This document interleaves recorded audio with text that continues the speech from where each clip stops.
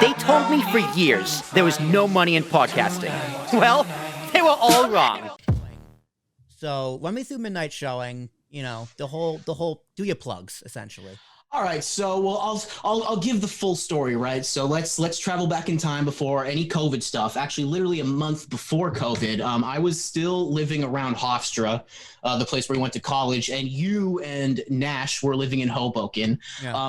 Nash was my roommate freshman year, so he was always one of my really good friends from college, and then we met you and everything, and you guys lived together in Hoboken, and I lived close enough where I could kind of go visit you guys for the weekend. And we kind of started doing Ambiguous at this point, and I was looking for like more work and more stuff to do. And Nash and I wanted to start a podcast, but we didn't really know what to do. We didn't know if we should do like a variety show. When you do a variety show like that, it can be tough to like really like become a personality, right? So we were kind of racking our brains. We didn't know what to do. And then we watched like movies until like 5 a.m. at your apartment that night, I remember. And Nash showed me. I remember that. I remember just coming home. It's like, oh shit, Luke's here. Yeah. I got off the bus from work. I was on Luke's my apartment watching like Akira or some shit. Yeah, be careful about to crash on your couch for 4 days. And so we watched the movie 12 Monkeys with Bruce Willis and Brad Pitt. Yeah, and like Nash was like, dude, this movie's crazy. I bet you've never heard of it. I had never heard of it, and I thought it was so sick. And then after 12 Monkeys, he showed me The Prestige right afterwards, which is also a movie that when the end of it hits, you're like, whoa. You know what I mean? It hits hard, dude. It hits really hard.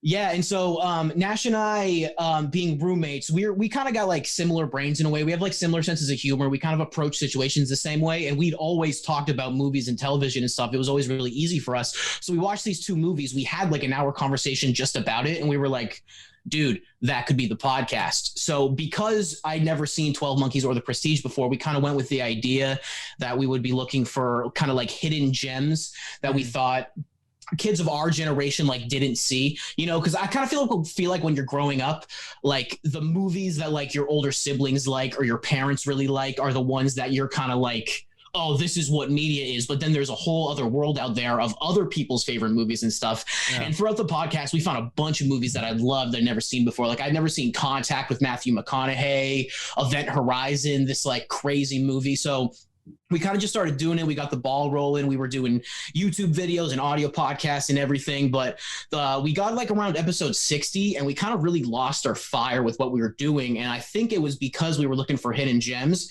And so we would go to like an actor's IMDb page and look for a movie we'd never seen before. And I remember one of the movies that kind of made me be like, I'm not sure if I want to do the podcast anymore in this state was Blood and Wine with Jack Nicholson. You ever heard of Blood and Wine with Jack Nicholson? No, I'm sure there's a reason. Yeah, it's not like total garbage, but it's just like a 6 out of 10 movie. Right. You know what I mean? And so I love storytelling. I'm really big on storytelling. I find it infinitely interesting. And we were kind of approaching them with movies like The Prestige, where you can just talk about all this crazy filmmaking stuff, and then finding movies from the 80s and 90s that we had never seen before. And then we kind of found ourselves like having conversations that weren't necessarily like inspired by anything. Right.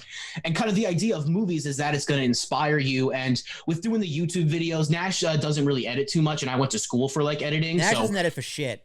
Yeah, you're just fine. It's not a knock on Nash. It's just he's just like I've never learned it, never gonna learn it. I have no intention of learning it. And that's just something I know going into it. Yeah, no, well, you can talk on it too because you guys had an entire podcast yourself. But anyway, I was doing all the YouTube videos, I was doing the audio, and like it got to the point where I was spending like 12 or 15 hours a week like doing this podcast between watching a movie, thinking about a movie, recording the conversation, doing the audio editing, then doing the video editing on top of that, then doing my own clips and stuff. And it just got to the point where I was spending like 15 to 20 hours a week, not focusing on furthering my career or really making money, and just doing podcasts that, to be honest, not a lot of people were listening to. So we kind of lost our fire. We had to take a break from it.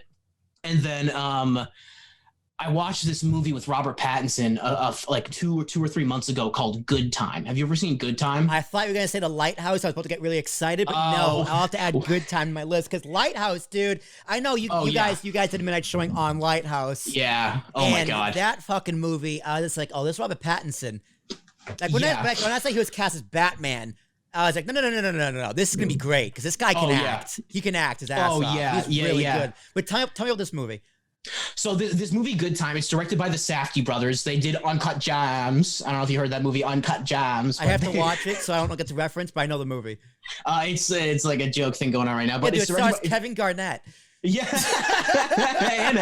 Adam Sandler and Kevin Garnett, what a duo. But anyway, this movie came out a few years beforehand, and if you know anything about Uncut Gems, it's a very fast-paced, anxiety-inducing movie, and that's kind of the point. And Good Time is the exact same way. I've never seen a movie in my entire life that has made me feel the way Good Time has made me feel. And it's one of those things where I'm jealous of you right now because you get to watch it for the first time. You know, I could never watch it for the first time again.